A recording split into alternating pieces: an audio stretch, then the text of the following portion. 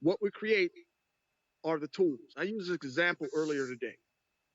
We create tools to build mechanisms, and the mechanisms are the end all to be all. So to spend most of the time describing the tools is kind of, you know, if we're building a vehicle to manipulate space and time without combustible fuels, we could talk about the tools, but ultimately we're trying to get to the vehicle.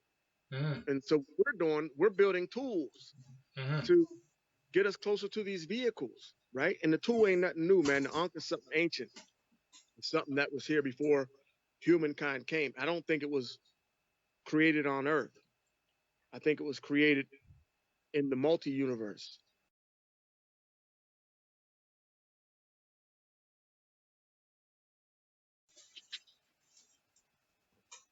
From what I can discern from the Ankh, and first of all, like, let's just put this in perspective.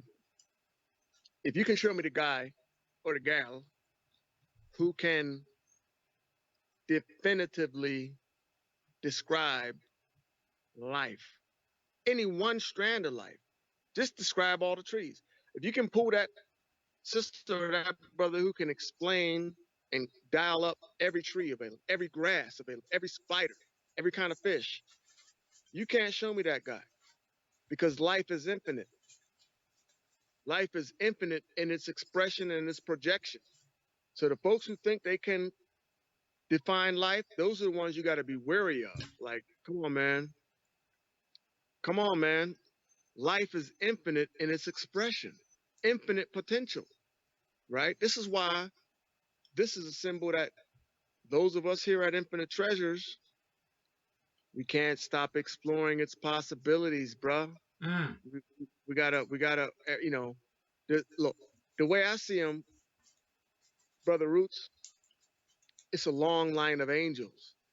My works remind me of angels. When they come into manifestation, before they come in, it's like you at the grocery store and the line is going to the back of the store. This is what's going on in my mind's eye when I'm in a creative process. There's a long line in the store called my mind, all the way to the back of the store saying, hey, man, you got to bring me in. I got work to do. When you bring me through, I'm gonna put in work.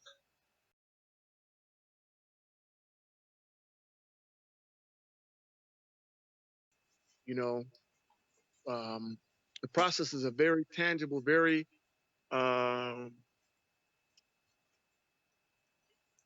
frequency sensitive process. Like, as I'm building these things, man, I'm not just, I feel them. You know, if you were present at your children's birth, like I was present at my children's birth, there's a connection, to each piece that comes through.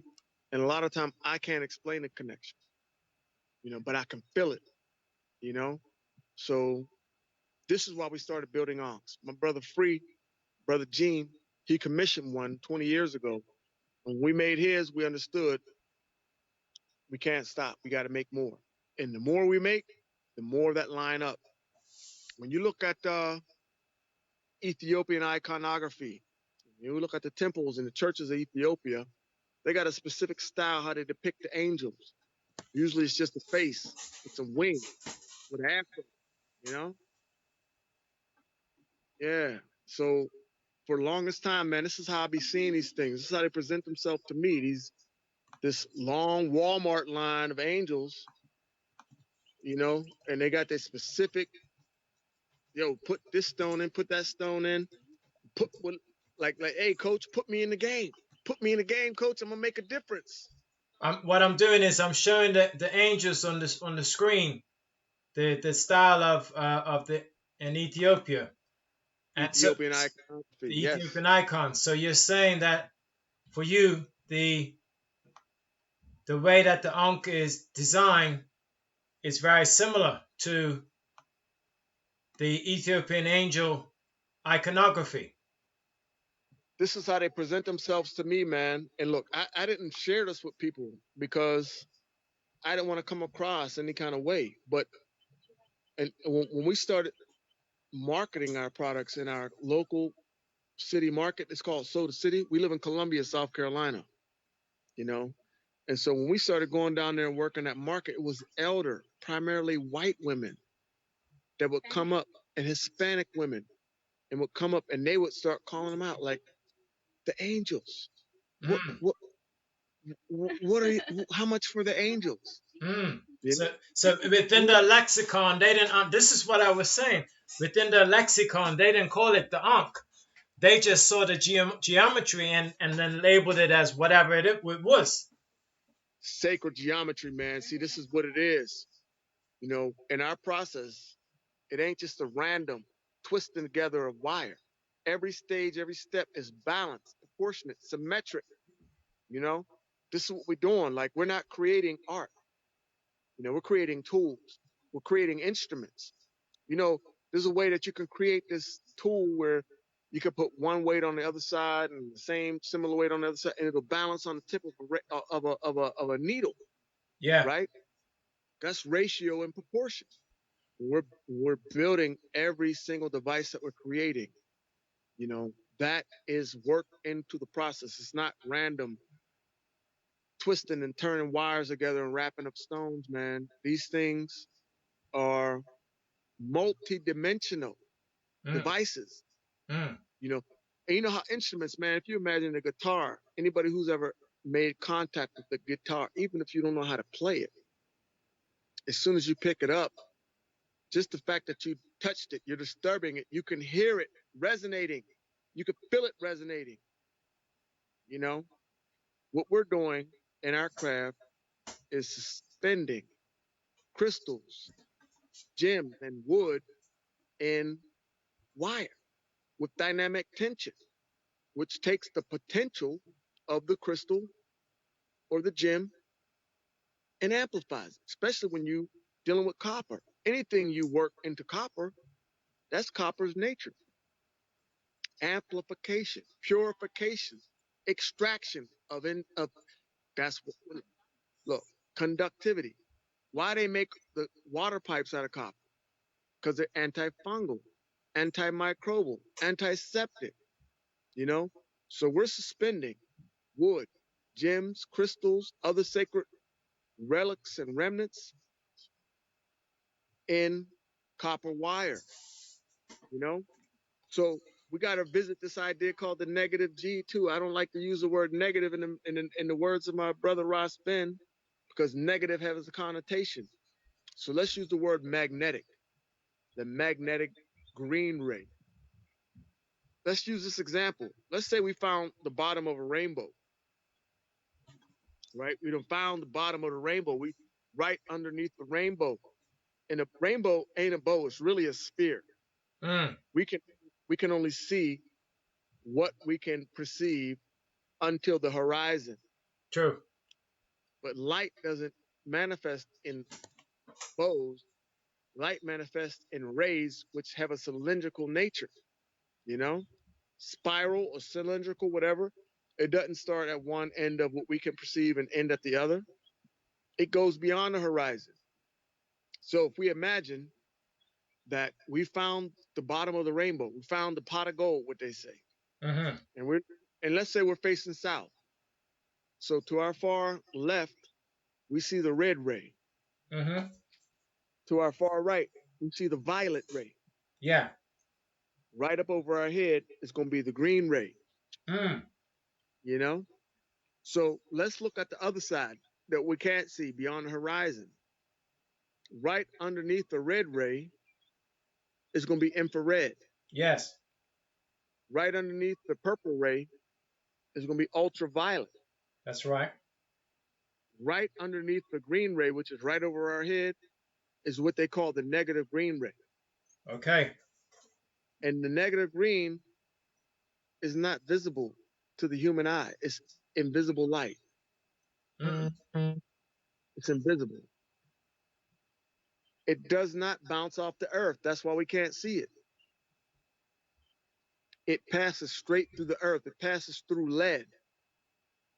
It penetrates straight through the earth. So look, this is why Osiris, when he is depicted in his resurrected form, is painted in an olive colored green. Mm. He's in that spiritual dimension, you know? So look, when they do the research, because negative green, because it's not depictable by the eye, you got to have electromagnetic spectrometers to even pick it up. And you know, Western world, you know, they pick it up different places. They found that it's abundant at the Giza Plateau. Mm-hmm. They found it's abundant at Stonehenge. They found that it's abundant in Machu Picchu. They found that it's abundant in the plateaus in ancient Mexico, and you know what I'm saying? These ancient sites. They found that it's abundant at the medieval churches like Notre Dame and these other places. But they also find that the negative green ray is given off by the Ankh. Even if you just take a pencil and draw it on paper, they can depict the negative green ray. The physics of the Ankh, the union of the alpha and the omega, emanates the negative green ray, which is a spiritual communication channel. It's our connection between, it's one primary connection between the physical dimension and the otherworldly dimension. Hence, why the Ankh is present in any significant Kemetic hieroglyph, especially if you're dealing with coronations, if you're dealing with births, with somebody transcendent, if you're dealing with Ma'at, somebody passing through the underworld, the Ankh is always present, man. Mm. Always present, you know? So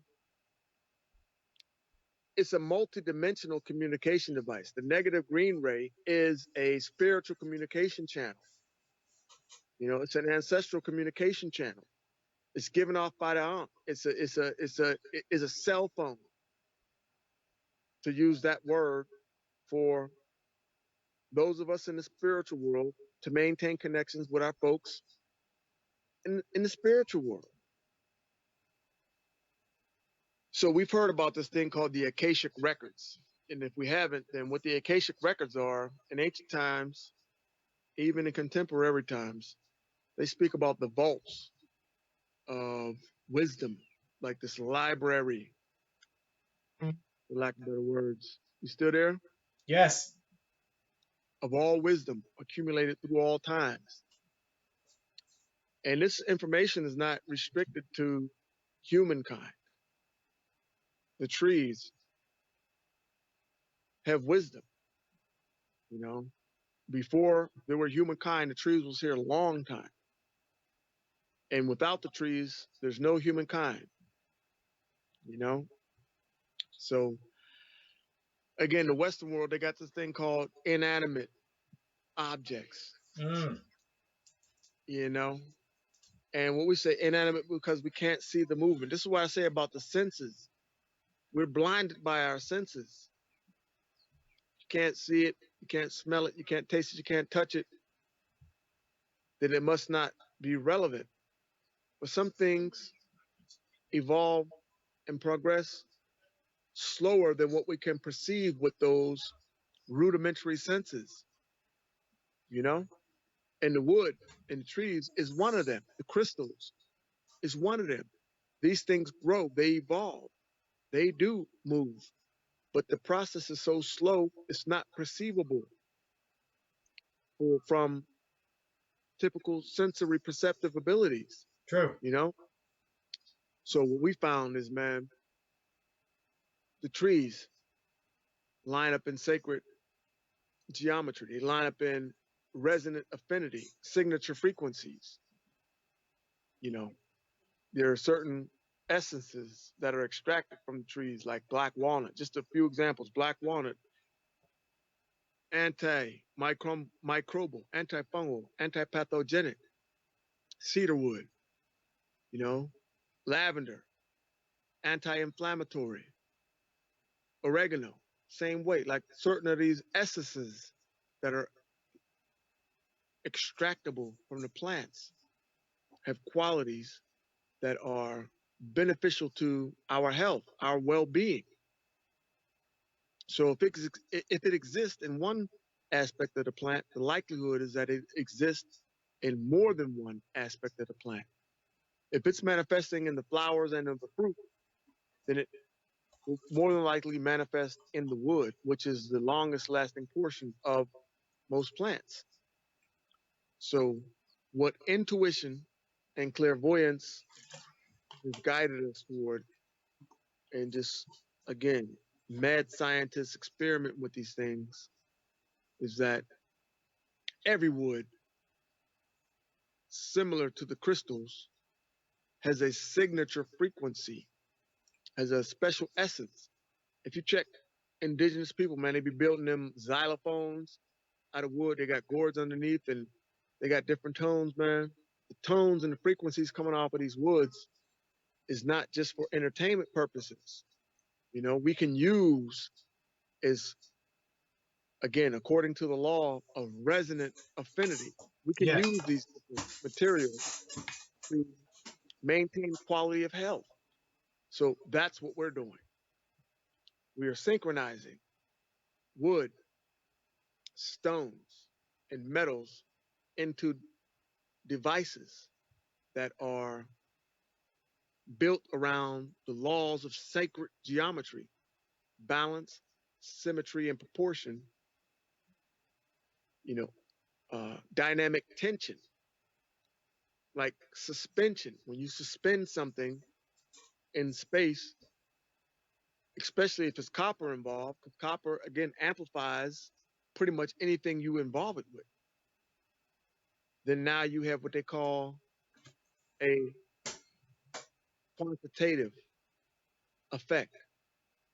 So now whatever the potential that the wood had and or the metal and the stones, they become quantitatively merged through the laws of sacred geometry, symmetry, ratio, and proportion. So we're not creating art. It can be perceived as art. We're creating tools so we can bridge this gap, so we can break this cycle of disconnect, so that those of us in this generation, responsible and competent enough, can start to bridge these generational gaps. We can start to plug into those forces in the spiritual realm that have our best interest at hand. Otherwise, we're buying Jordans, we're buying Gucci, we're buying Fendi, we're buying all these names. We're putting all of our value and interest in things that have no return for us. We're the wealthiest beings on the planet. More money circulating through us than any other people on the planet, but we got nothing to show for it because somebody else controls our values. So what we're doing, what we're attempting to do, good brother, synchronizing sacred geometry with naturally occurring elements. You're a science man. So if you study science, you got to deal with the elemental table. And the elemental table, every element on the table has what they call atomic numbers. Mm-hmm. And the atomic numbers are associated with the universal law, which is vibration. So frequencies, you know? So what we understand in the natural order of things is that the gem and mineral kingdom have the most stable frequencies. It takes so long to form that once they emerge from the earth, their frequency, I mean, everything has signature frequencies. We have frequencies. Plants have frequencies, you know, but because we are organic, we are more subject to environmental changes, meaning that if you take a human body and put it into the bottom of the ocean, it ain't gonna last too long, Mm-hmm. you know? If you take a piece of wood and put it in the ocean or put it out in the elements, sooner or later it's going to break down just through elemental forces. But the crystals have taken so long to form that they have a stability about them. You know, they have a stability about them that it's a resource that we can harvest as we attempt to fortify our own vibrational field. Our vibrational field, they refer to it as our aura, you know, and it's a combination of sounds.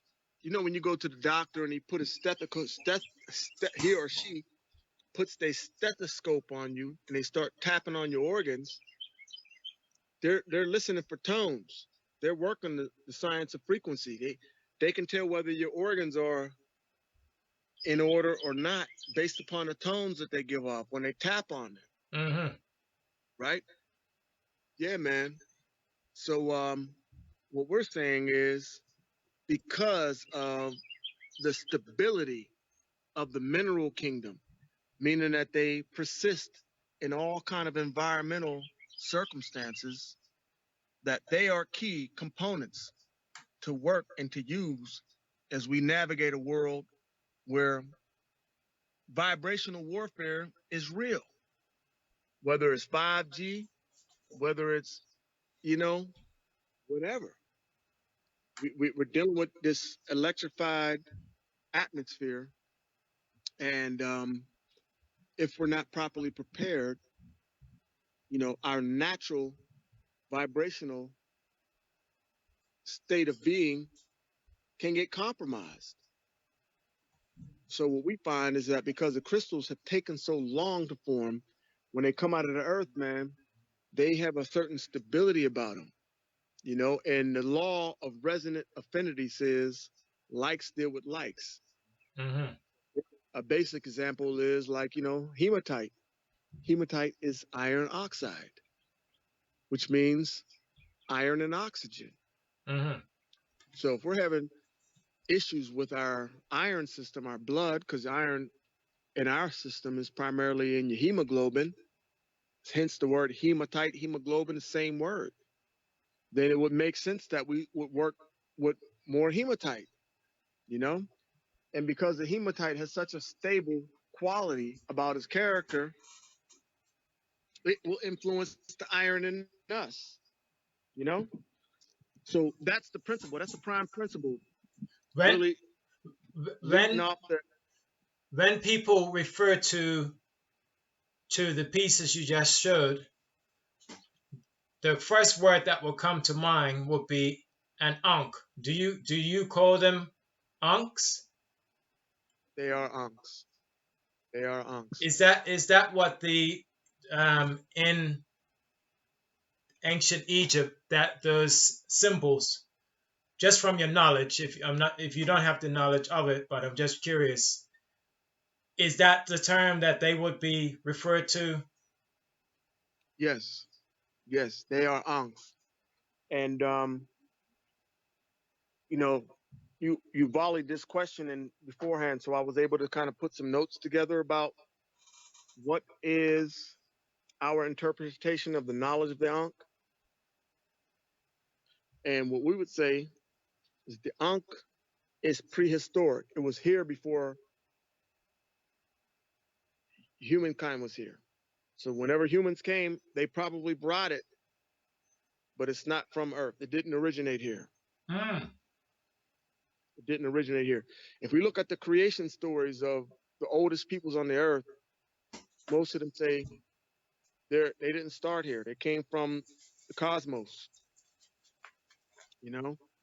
But when we see the earliest depictions of any kind of iconography, any kind of glyphs, any kind of Ankh was present.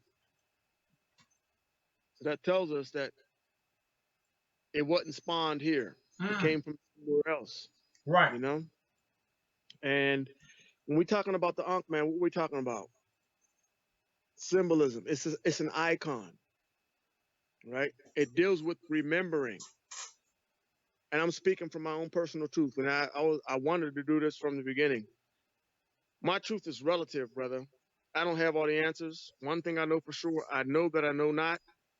And my perspective only offers what I see in truth. No truth is absolute. If all of us are looking at the same ball and the ball got different colors from different sides, all I can explain is what I can see from my perspective, you know? So that's what I'm offering. Yes, So I. from my from my relative truth, I can see and I've witnessed that the Ankh is a tool of remembering. It is a multi-dimensional cell phone. Mm.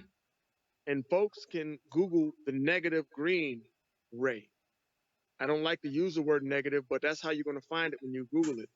And the words of my key brother Ras Ben, where a lot of the information I'm offering is privy to my good brethren, my key brethren Ras Ben, the scholar, the scientist, the author, the scribe. Yeah.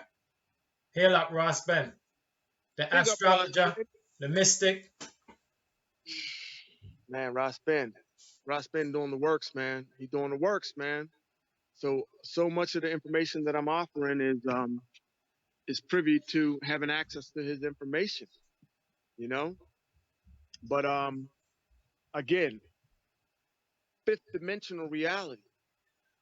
Um, the stones, the gems, the minerals, the 5G, you know, the DNA manipulation that's going on. Yes, I. So most of us should be familiar with Tibetan prayer bells and prayer bowls. And if you witness the prayer bell or prayer bowl, the tones that they give off are very elevating. But they're giving off that tone all the time. Just because you can't pick it up in your auditory factory doesn't mean that the tone doesn't exist. This is the way frequency works. In the nature of crystals, what is a crystal? In the words of the great Ras Ben, big up Ras Ben, oh, big up Ras Ben. A crystal is order and symmetry on the molecular level. So we are biocrystalline beings True. because our cells are organized at the molecular level. The smallest portions of us is order and symmetry. So similarly with the rocks, what defines a crystal is at the smallest building block level, the molecular level. There's not a random configuration of molecules adhering to one another. It's like miniature Lego blocks, you know, and the Lego blocks are situated in a pattern from the smallest perceivable level up to the point where we can perceive what the geometry, you know. So yeah, um, this is the root of the science, you know, the geometry, the sacred geometry. This is where the geometry comes into play. Another thing we have to really science is Platonic solids, because Platonic solids are the fundamental building blocks of everything in the known world, not just the physical realm, because they certainly dictate everything in the physical world, but even in the world of light and sound. You know, you can Google, um, I forgot what it is, but they, lipopodium. They got this thing where they shoot different vibrations through lipopodium, which is like some kind of plant spores, almost like a pollen. Mm. And as the frequency changes, the geometric patterns change in the lipopodium, almost like styrofoam. Mm. You know, they shoot different frequencies through. If you can imagine, like a whole bunch of little styrofoam balls, which basically, if you break them down individually, they don't got no weight to them. And they're going to be governed by whatever dominant frequency is flowing through them. And when they do that, they see these geometric patterns, you know? So that tells us that the Platonic solid, the five primary Platonic solid, the tetrahedron, which is a pyramid with 3 sides, and when you count the base, that's 4 sides. 3-sided pyramid, like unlike the unconventional pyramids of Giza are got 4 sides. When you count the base, that's 5 sides. So the tetrahedron is like a pyramid with 3 sides, and the base makes 4 sides. The hexahedron is a perfect cube, 6 sides. The octahedron is a pyramid, a conventional pyramid like what you see out in Giza, bottom to bottom. So it ain't just one pyramid. It's like a naturally occurring Earth magnet. That's how naturally occurring magnets occur, in the shape of an octahedron, 8 sides, like 2 pyramids stuck bottom to bottom. Then you got the icosahedron, which kind of looks like a soccer ball. It's 20 faces, all triangular. Then you got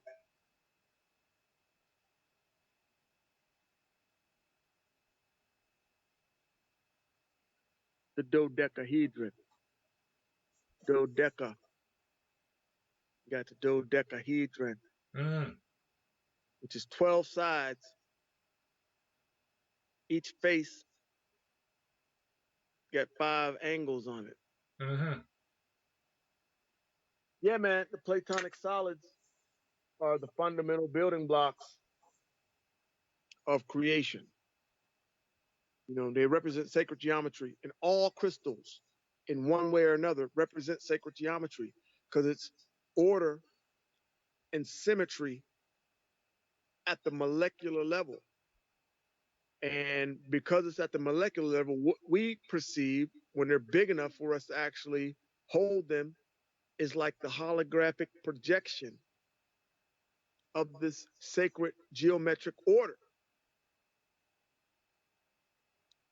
This is why we use them in the works, Mm-hmm. because they're tools of manifestation. Pyrite exhibits 2 of the 5. There's only 5 Platonic solids, and pyrite will naturally form in the shape of the hexahedron, which is a perfect cube, and the dodecahedron. Natural circumstances. I got a hex. I know I got one out here.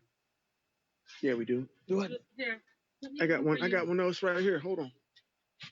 Pyrite is a very special mineral, man, for more than one reason. It exhibits the hexahedron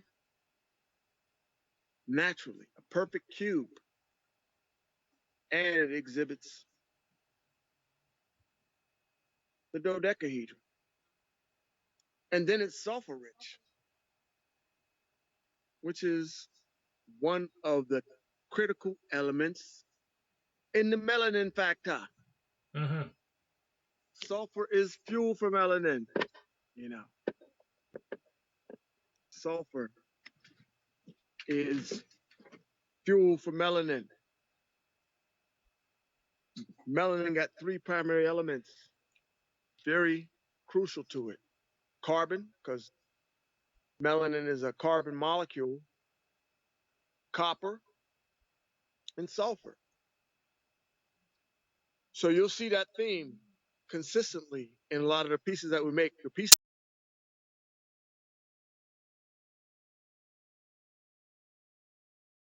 man, I command all my brothers and my sisters. We don't have all the answers. Mm. We say, get the Ankh, work with the Ankh. It's going to open up levels and layers of intuition, because ultimately this is what it's doing. It's reconnecting us. We've been programmed, man. All of us in the Western world. I don't care how much I know. That's why I say I know that I know not. We are daily programmed and conditioned to live in this Western reality. What I say, when we start working with the Ankh starts to give us ways to access the realm outside of the box. And the tools that we're building are just that. Like I consider myself a relatively in touch and in tune brethren, but I I would be I would be inappropriate to say that a whole lot of the insights that come from the practical application of these tools come from folks who actually acquire them, start putting them to work, Mm. and then they visit and they give us the testimonies like, yo, Mm. I took this to a drum circle and it became the center of the drum circle. I took this to this and I did this with that and I took this into Central and South America and the elders and the ancients, it was like, yo, where'd you get that? Mm-hmm. So what I'm saying is we cannot define the Ankh. True. To try to define it is futile. The best thing we can do and what we encourage is everybody with ways and means make more Ankhs. Even if you're just drawing it on paper, you just whatever you're doing, sketch them in the dirt. Yeah. You know what I'm saying? Work Mm. this symbol. Mm-hmm. Look, it's a portal. You brought up the point about other symbols, icons. They are portals. That's why they don't teach us these things in school, because they need us to stay in a one-track mind. They want to make the most of us as a human resource. We got to continue to function within the box of their thinking. And the Ankh and the Adinkras and these other icons are portals outside of the box. Mm-hmm. That's why they don't share them with us in their conventional methods of education, True. you know?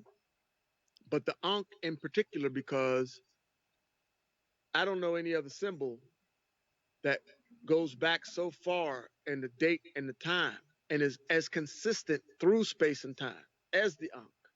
Mm. I'm not depleted or put any lesser value on any of the other icons and symbols, but the Ankh is it has no beginning. You know, we can't try to responsibly define where it began, where it came from. What the Ankh transcends space and time, brethren. What I'm suggesting is that it is a fifth dimensional tool. The more I work with it, the more I rest with them. We got so many Ankhs in the house, and I'm probably gonna take a little tour through the house so y'all can see how we're working the science. It's Would you only recently that would you say, and this is my fourth question, would you say that the power of it comes from the form or the function? what I would say is we cannot define the Ankh. It's futile. That'd be like you and me trying to define life. What I can explain is what I've experienced working with Ankhs for more than 20 years. Mm. And in that working, I would say it's a resonant tool. It's a communication device. It allows us more access to the dimensions outside of the dimension of smell, taste, touch, sound, and feel. That's where the negative green ray comes in, or the magnetic green ray. It's a spiritual tool, and it heightens the subtle senses in us: intuition, clairvoyance, clairaudience, you know? Yes. So you are the science man. And they got this thing called signature frequencies, right? Okay. Yes. So signature frequencies are very specific vibrations on the big scale of what they call electromagnetism. So all the elements on the periodic table have a signature frequency, and it might be defined by the atomic number, right? Because that's how you discern one element from the next. They don't all have the same atomic number. That's right. So the atomic number has to do with the rate of vibration, the frequency that any specific element is giving off, right? Yeah. And so, you get into situations where, again, once life starts to manifest, like in a situation of a tree or a plant or of a human being, you'll get combinations, you know, where that particular tree may have a couple elements primarily composing its frequency, right? So what we're saying is frequency runs everything. If you are a drop of water or a glimpse of light, or if you're a plant, or if you're an organic organism, micro or macro, frequency runs your reality. You don't exist in the realm of experience unless you got frequencies maintaining your existence. You know what I'm True. saying? So what we're saying is if frequency runs everything, then health and or dis-ease is governed by the respective frequencies we're projecting or operating through. And we live in a world where so much of what is out here, whether we're consuming it through our mouth or through our eyes or through our nose or through our ears, so much of what we consume is not real. It's synthetic. It's an agenda. It's programming. Whatever we consume is programming. If we're completely out in the deepest depths of the Amazon, we haven't been exposed to the Western world at all. We're completely in tune with nature. It's still programming, you know? So if we're not in that place and we're in the depths of Babylon and we're consuming all of this food stuff and media stuff and entertainment stuff, that affects the rate of our vibration. That affects our mind because everything that exists starts here. Our reality starts here, you know. That's why those cats that run the media system are relentless in bombarding the folks who subscribe because you don't really have to watch it. I don't watch it. I don't listen to it.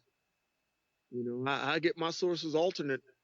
I piggyback off the folks who want to subscribe and I pick out the stuff I need to get.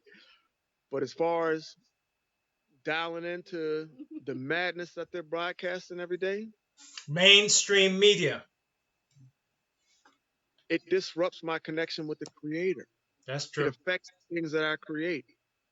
When I can cut them out and listening to some Dennis Brown, some Von Benjamin, some Bob Marley, some Israel Vibration, some Black Uru, Mm. it establishes a frequency of infinite potential. It allows me a gateway, a portal outside the box of Babylonian trapism, you know? And then I can dialogue directly with the Almighty. I can directly commune with my ancestors. Think about it, man. Why was so much emphasis put upon us not speaking native tongue, not carrying out indigenous practices? I mean, many, many lives were spoiled, wasted, just because they want to just, I'll farm your land. I just want to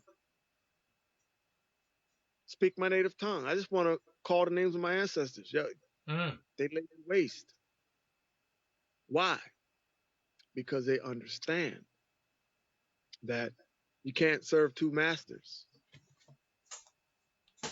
Can't serve two masters. In order for their remote control system to be effective, they have to completely disconnect us from any kind of indigenous traditions, language, practice. That's why I say this word religion. We ain't have no religion way back when. We wasn't practicing religion. This was cultural and tradition. Mm-hmm. They got religion. Religion is a tool of control. We was in tune with nature. We ain't need no religion. We had traditions. We ain't have no concept called death. There was life and it was an afterlife. You live your life. When you leave this physical vessel, you go to the realm of the ancestors. The whole idea of death is important, and it's a crucial part of remote control.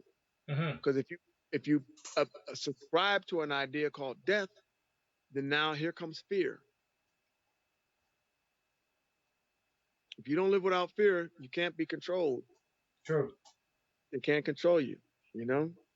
So I want you to link it to the wood, the metal, and the crystal. Yes.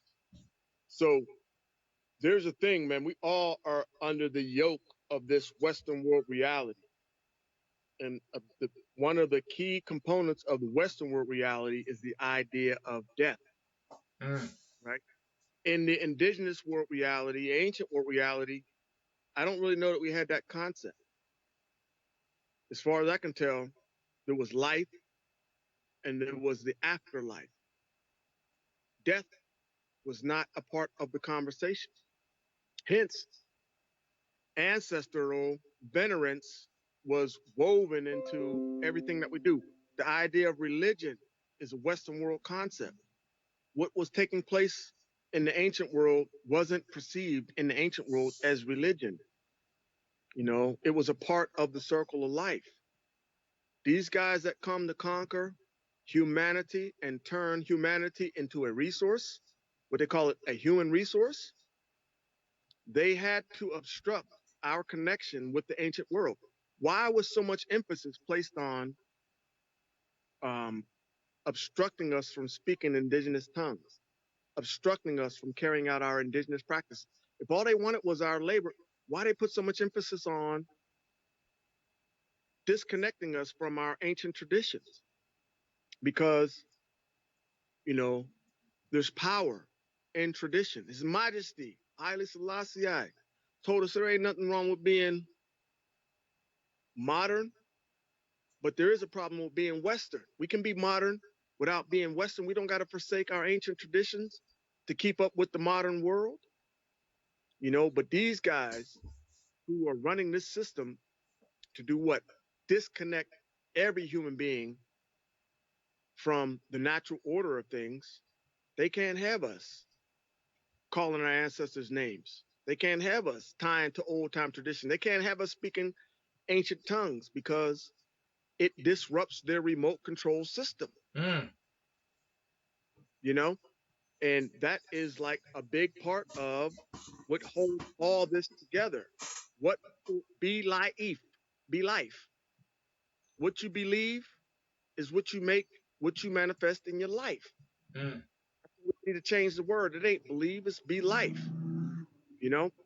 So what we say is if I got to look at this thing in a totality, I don't know who's really more invested in my well being than folks who got blood, sweat, and tears in it. You know, my foremothers, my forefathers, you know, my ancestors, they more invested in me succeeding than any other entity. And I speak it based on my experience, man. You know, I was raised in the church. I was born as a Muslim, but it wasn't until I really started to understand the power of ancestral veneration. It ain't ancestral worship.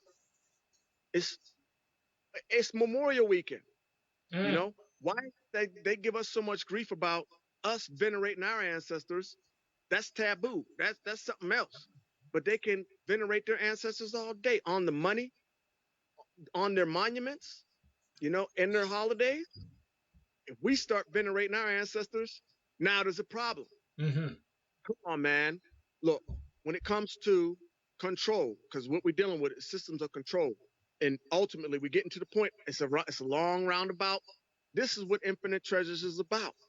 We're trying to circumvent the systems of control that have been holding us in a box, you Mm. know, and we're doing it through little simple techniques and tactics, crafts and creations, the value system, hence the name Infinite Treasures. Look, if there's infinite treasures, think about the word sound. Why is there a need to hoard or to take or adapt the technique of I got mine and you get yours. If there's infinite wealth, if we can see the value of everything, then why are we hoarding? Why are we adapting to the traditions of those cats that came to conquer us? If there's infinite wealth in the trees, in the roots, in the stumps, if we can do like the generation of Kephara, when you're dealing with the Kemetic tradition, Kephara, what did they do? They went down deep in the earth. But the Kephara is the beetle that takes what? The dung, takes the waste of the world. And that's where it regenerates its life. Mm. That's where it perpetuates its generations and what is seen as the waste of the world. You know? Come on, man. If we're tied to that level of value, you know, that there is wealth in everything, there's no need to hoard, there's no need to, I got mine, you get yours. Then we start to rip off the shackles and chains of the remote control. Come on, man. We're being controlled remotely, you know, by other people's value systems. Yeah. So come So on, man. Look, hold on. So, you know, when I entitled the presentation, I said I called it presentation the secret science, secret sacred science of the Ankh. Um, in fact, I had just done a presentation which I reasoned to you about, which was called the secret sacred science of altars. I And saw that.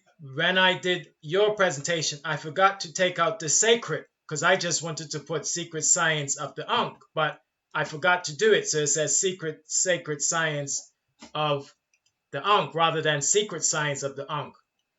But what Synchronicity. huh? Synchronicity. There we go. So That's the language of the ancestors, man. That's how the ancestors talk to us, you know? that's right. So what you're actually revealing though is on a very, very higher level, something that would that's something that we could reason about. We could reason about this for Forever. forever, as you're saying. But what you're revealing is the way that the crafts, and not just this craft, but we're focusing on this particular craft, acts as a I'm trying to find a word for, in a computer program, when you insert something, it disrupts the whole program and redirects. So these practices, and by us adopting, even me doing just something like this, wearing beads, wearing this shirt, which is just a commercial shirt that my wife bought for me, but it has a certain pattern here. You know, this certain pattern that it has on it. Me wearing my beard. All of these small things act to disrupt the matrix of control that the populace, specifically people of color, specifically people of the sun, specifically Africans at home and abroad, and you can keep going down if you want. But this matrix of control has been expanded to all the peoples of the earth. You know, not just Africans, but to all of the peoples of the earth, to try to bring everyone. So as everyone starts, as you said, with His Imperial Majesty, where he talked about a lot of the pictures you'll see of His Majesty, he's visiting other cultures. So you'll see him with the Native Americans or the First Nations or the First Peoples, or whatever way you want to describe it. And you'll see him with people in Asia and China and India. And a lot of people will just look at those pictures and just say, oh, he was a diplomat traveling. But it links to what you're saying, that as we recognize each other for the uniqueness of our cultures, that acts to disrupt this matrix that, as you said, we're all Western and all live in this specific sort of way that traps us into this system of control. Seen. And I want to reemphasize the matrix system was here before The guys who come to hijack it turn it into a control system. Mm. We used the matrix system way before they emerged on the scene. They just found a way to get in and to flip it on the multitudes. This is how we hewn monuments out of stone. This is how we did some of the things that can't be duplicated nowadays. The global Mayan matrix was intact. It was just in harmony with nature way back when. And this one that they got going right now is oriented to man-made power, you know, to Mm-hmm. serve individuals. Mm-hmm. So they use a lot of the same science, you know, but it ain't. So that's I really wanted to put that out there, like, because since the movie The Matrix came out, man, a lot of folks look at it like, yeah, the Matrix is this control system. It is a control system Mm. when it's in harmony, when it's not used to control the individuals involved in it. It actually is in line with nature, in line with the earth, the natural processes. True. But right now, the folks who are on it, the folks who are organized and cohort, they're not worried about harmony, man. They about man-made power, you know. Mm-hmm. So I think it's just important for us to emphasize we don't need to just, you know, be straightly opposed to the idea of a matrix. Ultimately, we have to resurrect a matrix that moves beyond individual controls, Mm-hmm. realigns with the natural order of things. Yeah. Because it was here before. Yes. Ain't nothing new under the sun. And it goes right to our values, man. Look, the matrix that exists right now is existing because these folks control what we value. If we change, look, this is what I'm saying. Look, I'm sorry to get long-winded, brother. I'm trying to just put these things in perspective. That's This all is all I right. got. If I have to break in, don't worry, I will. So keep the reasoning. Go ahead. Hey, this is how we got started in this business, man. When I first came across the stones on my way to Hampton University, something triggered in me, man. I was a fly guy, man. I was a pretty boy. Mm. Tommy Hill, Nikes, everything name brand. Yeah. When I crossed the stones, man, something triggered. Like, you know what? Why ain't nobody tell me about this? Mm. You know?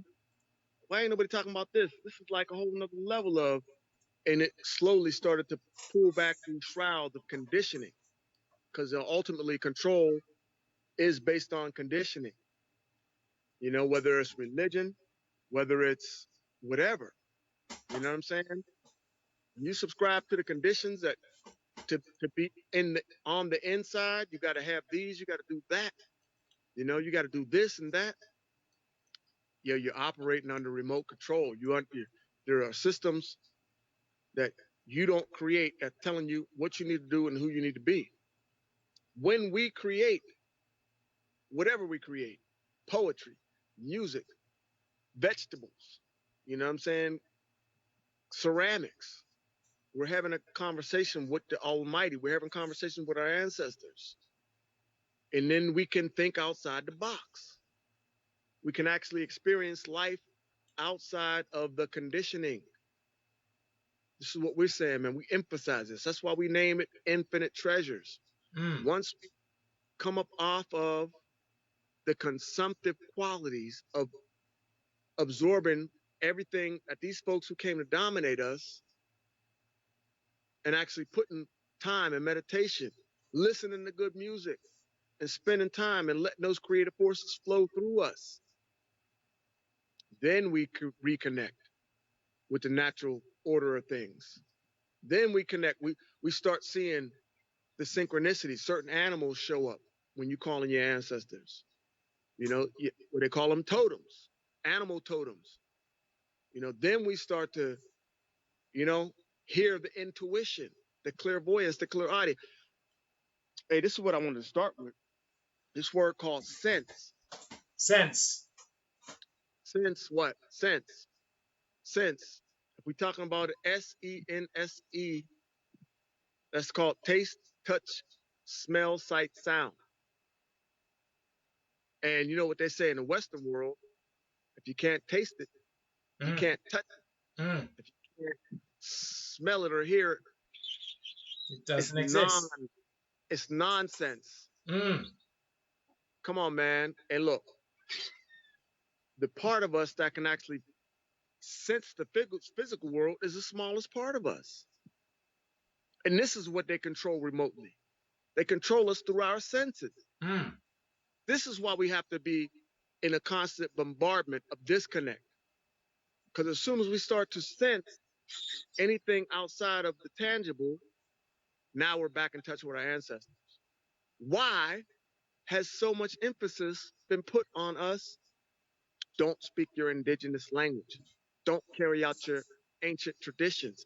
You we'll, we're gonna hang you from a tree if we find that you're trying to carry out the tradition of wherever you came from. Why? Mm-hmm. Because they know there's real power in it. There's real power in it. So they have to disrupt that. You know, they have to. That's why so much. But look, at the same time, what do they call it when they do it? Patriotism. Mm. Patriotic. Mm. We're worshiping their ancestors every day when we change their money. Their ancestors all over the money. There ain't no problem when we're doing it like that. As long as Yeah. we're worshiping their ancestors, it's no problem. As soon as we start setting up a system to honor our own folks, hey, that's voodoo. That's something else. Come Mm-hmm. on, man. Come on. Hey, come on, man. All right. Well, the current day matrix is a hijack of an ancient system, Mm-hmm. a global mind system tied into certain ideas called I am because we are. I am my brother's keeper. You know, that was you know how when you go through Babylon or the Western world nowadays, everywhere you see power poles, because it's how they link their connections. This is how the internet runs. This is how the power system runs. You didn't have to have those in ancient times, in this prehistoric world. You know, they got this word called believe. You know, we got to check that word. And that's what I'm saying. We're going to be checking words throughout the course of this conversation. Belief, let's change that word. Be life. Belief, be life is the same word. What is belief? Belief is how you build your life. If you believe it, you're probably going to build your life around it. So we're talking about ankhs. And so we're going to switch the word. We're going to give it its proper context. It ain't belief. It's be life. Whatever you believe, that's what you're going to build your life around. And since we're talking about the ankh, we're going to put it in the proper context. Be life. You know, what you put your ashe into, what you put your values into, what your value system is based on is going to mold your life according to the laws of Tahuti, you know, according to the laws of Ma'at. You're going to reap what you sow, right? So what we're saying is frequency is the foundation of everything. You know, frequency, it don't matter what you believe, but your actions speak louder than your words. So whatever you put out is what you're going to get in, you know? And what we're saying is, with this basic understanding, we need to focus on our intention. Intention means what we're putting out, we're going to get forward. So we can't just be systems of remote control. We have to create some degree of separation between consuming the media and all these other things that predominate our life. We need to create a relationship with the creator. Every time we create anything, we're in direct communion with the creator, however we see it. Goddess, God, whatever, ancestors, you know, when we create, we establish a direct connection with the higher force. When we consume, we set ourselves up to be remotely controlled by whoever is providing what we're consuming, media, food, whatever, right? Alvin Brown. Fire, fire.